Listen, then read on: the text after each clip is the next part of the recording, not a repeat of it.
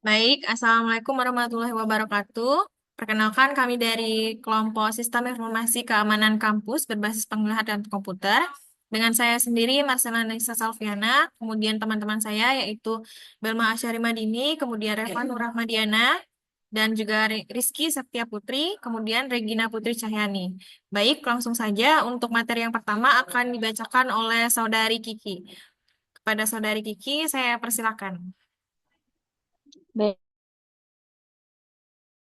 kan latar belakangnya yaitu dalam konteks kampus, ancaman keamanan dapat datang dari berbagai arah seperti penyusupan, pencurian, perusakan fasilitas, hingga potensi kekerasan yang dapat mengganggu ketenangan dan aktivitas akademik. Sistem keamanan tradisional yang mengandalkan penjaga keamanan atau kamera pengawas konvensional tidak lagi cukup untuk menangani skenario ancaman yang makin kompleks. Oleh karena itu, perlu dikembangkan sistem informasi keamanan berbasis penglihatan komputer yang mampu memberikan solusi keamanan yang lebih canggih dan efektif. Penelitian ini bertujuan untuk merancang dan mengimplementasikan sistem informasi keamanan kampus berbasis penglihatan komputer yang menggabungkan teknologi analisis video otomatis dengan sistem pelaporan dan pengelolaan keamanan secara terintegrasi. Dengan adanya sistem ini, diharapkan dapat tercipta lingkungan kampus yang lebih aman, baik bagi mahasiswa maupun seluruh sivitas akademika, serta memperkuat langkah-langkah preventif dalam menghadapi berbagai potensi ancaman keamanan. Adapun tujuannya yaitu sistem informasi keamanan kampus berbasis penglihatan komputer ini bertujuan untuk membangun sistem keamanan cerdas yang mampu meningkatkan keamanan lingkungan kampus secara keseluruhan. Sistem ini akan dirancang agar terintegrasi dengan infrastruktur keamanan kampus yang sudah ada seperti CCTV dan sistem kontrol akses untuk menciptakan sistem. Adapun sasarannya yaitu sasaran utama dari proyek sistem informasi keamanan kampus ini yaitu berbagai pihak yang terlibat dalam pengelolaan, pengawasan, dan penggunaan fasilitas kampus. Dan dalam proyek ini kami menggunakan metode waterfall. Metode pengembangan sistem waterfall adalah salah satu model yang paling awal dan paling sederhana, pendekatan linear dan bertahap, di mana setiap fase dalam proses pengembangan harus diselesaikan sebelum melanjutkan ke fase berikutnya. Adapun sebagai berikut, yang pertama itu analisis kebutuhan, kedua itu desain sistem, yang ketiga itu implementasi atau pengkodean, yang keempat itu pengujian, kelima penerapan atau deployment, yang keenam itu pemeliharaan.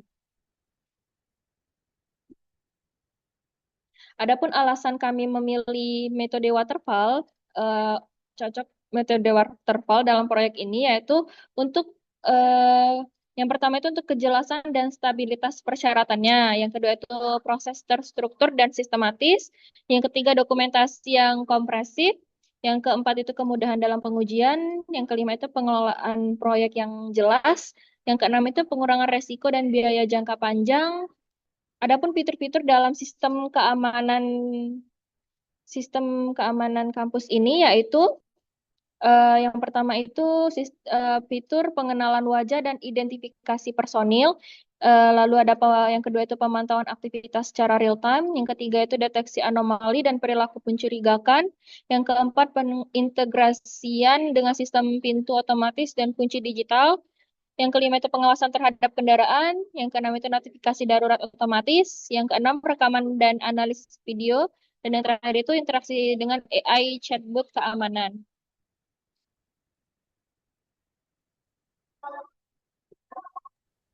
Baik, selanjutnya untuk tabel WBS akan dijelaskan oleh Saudari Belma. Pada Saudari Belma, saya persilakan. Baiklah, di sini saya akan menjelaskan dari WBS atau Work Breakdown System diagram. Yang pertama ini kita lihat bahwa diagram WBS ini diawali dengan yang pertama, tingkatan pertama yaitu investigasi awal, analisis masalah, analisis kebutuhan, analisis keputusan, desain, konstruksi, dan implementasi. Baiklah, di sini saya akan menjelaskan langsung kepada bagian implementasinya pada diagram ke-7. Baiklah, pada bagian web BS implementasi ini pada tingkat pertama itu terdapat diagram implementasi sistem, pada tingkat kedua terdiri dari pengadaan perangkat pendukung sistem keamanan kampus berbasis pengetahuan komputer. Pada 7.2 instalasi sistem keamanan berbasis pengetahuan komputer. 7.3 implementasi jaringan untuk sistem keamanan komputer berbasis pengetahuan komputer. 7.4 konfigurasi dan pengujian sistem keamanan berbasis pengetahuan komputer. 7.5 pelatihan pengguna sistem keamanan berbasis pengetahuan komputer. Pada 7.6 pembuatan dokumen implementasi sistem keamanan berbasis penglihatan komputer.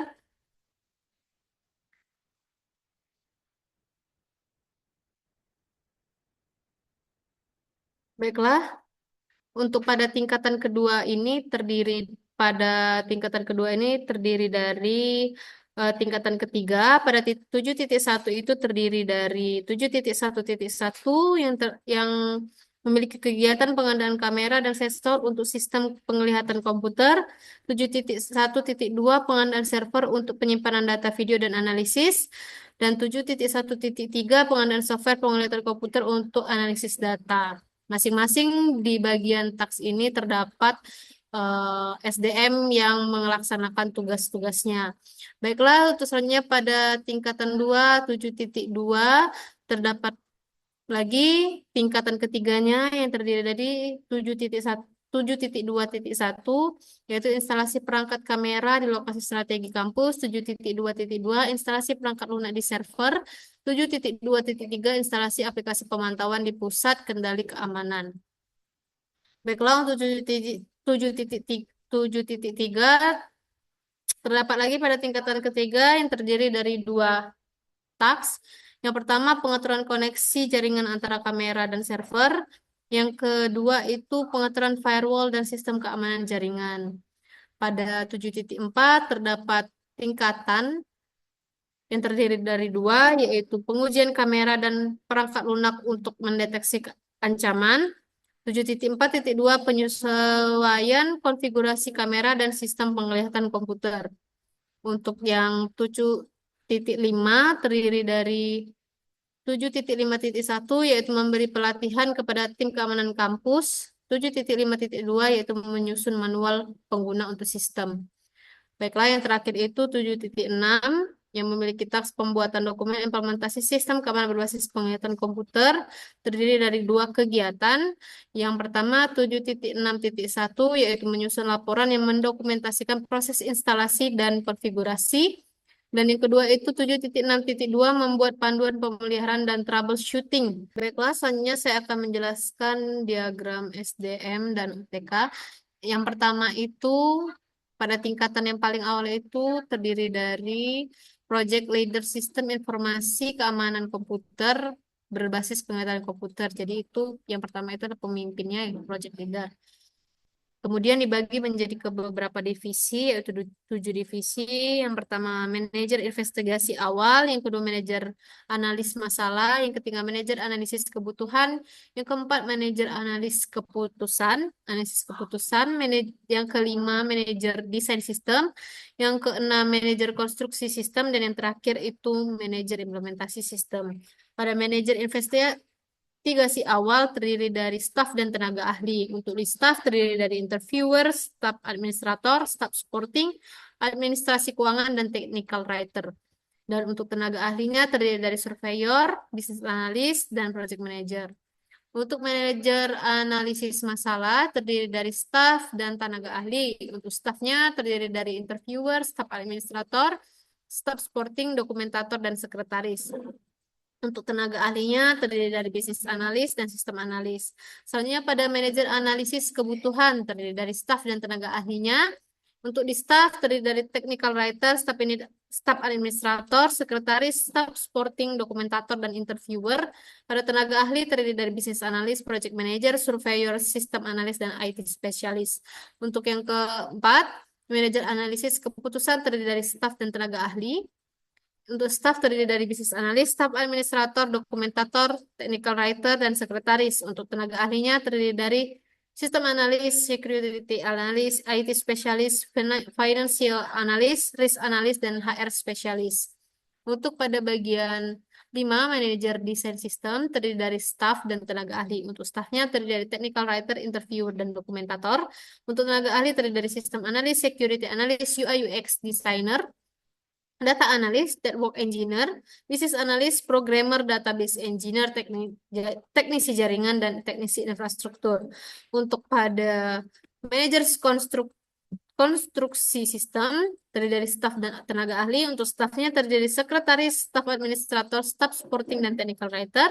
Pada tenaga ahli terdiri dari programmer, database administrator, network engineering, system tester, web design, dan application integrator. Untuk di bagian akhir itu manajer implementasi sistem terdiri dari staf dan tenaga ahli. Pada staf terdiri dari interviewer, dokumentator, dan technical writer. Dan tenaga ahli itu terdiri dari sistem analis, teknisi jaringan, procurement officer, teknisi keamanan, programmer, dan keamanan jaringan. Baiklah, saya kembalikan ke moderator. Baik, selanjutnya untuk task dari implementasi atau 7.0 itu akan dijelaskan oleh saya sendiri.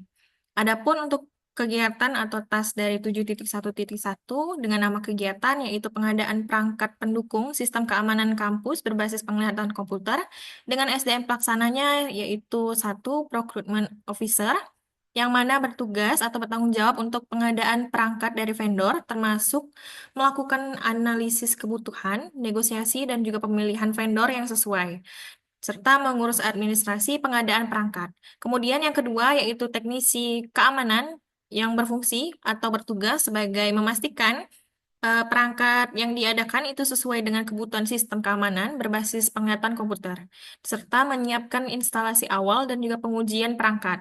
Nah, untuk di CSDM yang ketiga, yaitu teknisi jaringan, yang berfungsi sebagai penanggung jawab dalam menyiapkan infrastruktur jaringan untuk mengintegrasikan perangkat dengan sistem yang sudah ada, serta memastikan bahwa perangkat yang berfungsi dengan baik dalam jaringan kampus. Untuk waktu pengerjaannya itu sendiri, yaitu selama 7 hari dengan biaya perjalanan dinas itu tidak ada.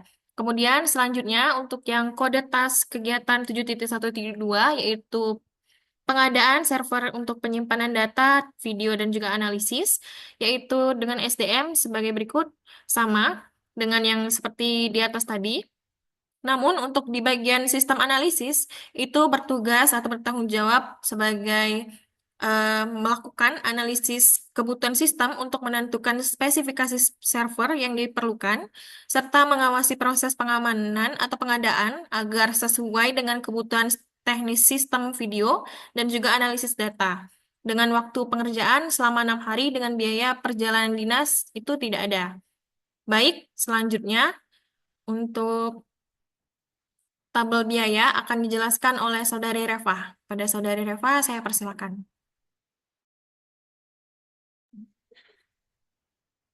Baiklah, selanjutnya di sini saya akan menjelaskan mengenai estimasi biaya dari proyek kami yang berjudul Sistem Informasi Keamanan Kampus Berbasis Penglihatan Komputer, di mana sasaran proyek kami itu manajemen keamanan kampus termasuk petugas keamanan dan administrator. Tujuan proyeknya yaitu menciptakan sistem keamanan yang mampu mendeteksi ancaman secara otomatis dan memberikan peringatan dini terkait potensi risiko keamanan, di mana metode yang kami gunakan yaitu dengan menggunakan metode waterfall. Total anggaran proyeknya yaitu 1.433.788.000 rupiah. Nah, untuk estimasi biaya ini kami terbagi menjadi beberapa kategori biaya. Nah, jadi beberapa kategori biayanya yaitu yang pertama biaya proyek dengan jumlah biaya 756.698.000. Lalu biaya persiapan 223.650.000. Biaya pengadaan 396.192.000. Biaya operasional 53.398.000 dan biaya perawatan 6.850.000. Jadi total keseluruhan biaya pada proyek kami yaitu 1.433.788.000. Baiklah, untuk selanjutnya saya kembalikan ke moderator. Baik, terima kasih. Selanjutnya untuk penjadwalan atau tabel CPM itu akan dijelaskan oleh Saudari Rizky. Pada Saudari Rizky, saya persilahkan. Baiklah, selanjutnya saya akan membacakan tabel urutan dan waktu kegiatan, di mana yang pertama ada kegiatan menyiapkan daftar pertanyaan untuk wawancara dengan kode kegiatannya itu 1.1.1.1. Dengan waktu yang diperlukan itu 1 hari, kegiatan pendahuluannya belum ada. Untuk yang kegiatan kedua itu membuat jadwal untuk wawancara dengan kode kegiatan itu 1.1.1.2 dengan waktu yang diperlukan itu selama 1 hari dengan kegiatan pendahuluannya yaitu 1.1.1.1. Next.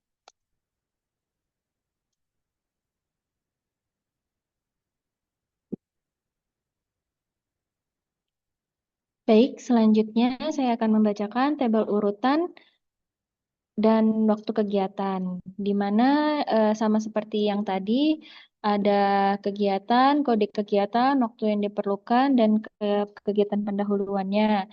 Di mana kegiatan yang pertama itu menyiapkan daftar pertanyaannya untuk wawancara. Waktu yang diperlukannya ini ada 1 hari. Jadi ditaruh pada bulan Januari itu pada minggu ke-1 itu 1 hari. Selanjutnya seperti itu juga menyesuaikan dengan waktu yang diperlukan berdasarkan ke nama-nama kegiatan yang ada. Baik, selanjutnya saya akan kembalikan ke moderator. Baik, terima kasih. Untuk selanjutnya, yaitu risk kategori, di mana akan dijelaskan oleh Saudari Regina. Pada Saudari Regina, saya persilakan. Baiklah, untuk risk kategori, yang pertama itu market risk, yang dimana risiko ini berkaitan dengan ketidakpastian dalam penerimaan pengguna dan bagaimana pasar merespon sistem keamanan kampus berbasis penglihatan komputer. Risiko pasar dapat muncul karena profesi pengguna, perubahan kebijakan pemerintah, atau tren teknologi yang berubah dengan cepat. Adapun beberapa potensi risiko, yang pertama itu kurangnya minat dari pihak kampus, yang kedua itu perubahan regulasi pemerintah, yang ketiga ketidakmampuan bersaing dengan sistem serupa, yang keempat itu kekhawatiran masyarakat terkait privasi. Adapun solusi, yang pertama itu melakukan riset pasar secara menyeluruh, yang kedua menyoroti manfaat yang unik, yang ketiga membangun kepercayaan, yang keempat berkolaborasi dengan pihak berwenang, yang kelima menawarkan fleksibilitas. Lalu yang kedua itu people risk, yang dimana people risk ini adalah risiko timbul dari perilaku tindakan atau kesalahan manusia yang dapat berdampak negatif pada keberlangsungan operasional, keamanan, atau kinerja suatu sistem, organisasi, atau proses. Lalu untuk adapun juga dari potensi risiko penerapan sistem, yang kedua itu kesalahan dalam pengambilan keputusan, yang ketiga tingkat kepatuhan yang rendah terhadap prosedur keamanan yang ditetapkan, yang keempat bergantian staf kunci di tengah proyek, yang keempat komunikasi yang tidak efektif antara tim pengembang. Lalu adapun juga dari solusinya, yang pertama itu mengadakan pelatihan sosialisasi secara rutin untuk meningkatkan pemahaman dan kepatuhan terhadap sistem. Yang kedua, menerapkan mekanisme komunikasi yang jelas, seperti rapat berkala, laporan kemajuan, dan dokumentasi kebutuhan sistem yang terstruktur. Yang ketiga, membentuk tim kerja yang solid. Lalu yang keempat, menetapkan strategi mitigasi risiko. Lalu yang kelima itu membangun budaya kepatuhan terhadap prosedur keamanan. Lalu untuk teknologi risk, jadi teknologi risk ini adalah yang terkait dengan masalah teknis atau teknologi yang mungkin dihadapi selama pengembangan, implementasi, atau pemeliharaan sistem. Adapun juga potensi risiko. Potensi risikonya, yang pertama itu kesulitan dalam mengidentifikasi individu secara akurat. Yang kedua, tingkat kesalahan yang tinggi dalam deteksi objek. Yang ketiga, sistem mungkin mengalami penurunan kinerja. Yang keempat, sistem rentan terhadap serangan cyber yang dapat mengganggu atau merusak operasional sistem. Yang kelima, risiko pelanggaran data pribadi seperti wajah dan informasi biometrik lainnya. Lalu yang keenam, kesulitan dalam mengintegrasikan sistem pengenalan wajah. Lalu untuk solusinya itu terdapat menggunakan algoritma pengenalan wajah, melakukan pelatihan model secara terus-menerus, menerapkan verifikasi 2 faktor untuk meningkatkan keamanan. Yang keempat itu yang keempat itu menggunakan perangkat keras. Yang kelima melakukan pengujian keamanan secara berkala. Yang keenam menyimpan data biometrik secara aman dan terenkripsi.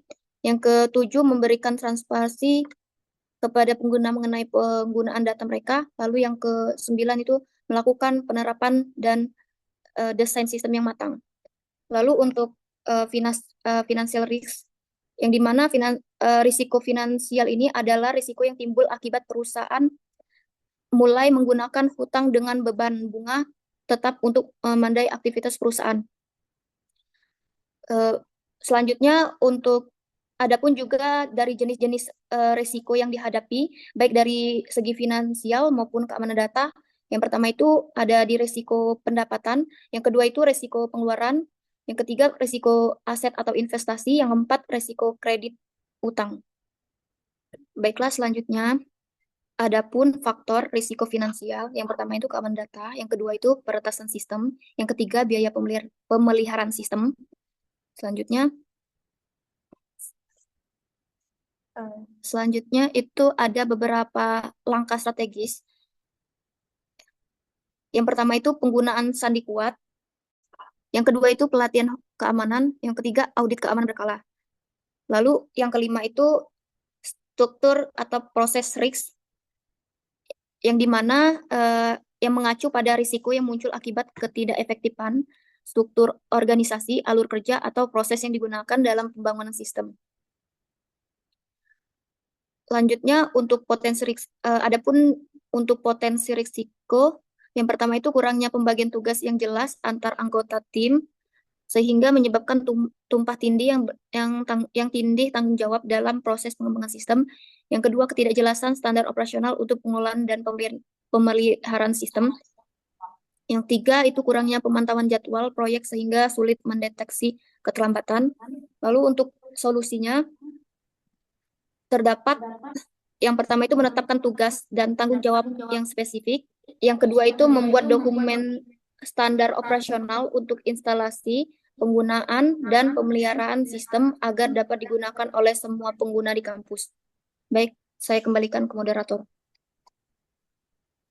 Baik, terima kasih untuk Saudari Regina atas penjelasannya terkait dengan risk kategori. Baik, sekian presentasi dari kami. Saya mohon maaf apabila ada salah kata. Saya akhiri. Wassalamualaikum warahmatullahi wabarakatuh. Terima kasih.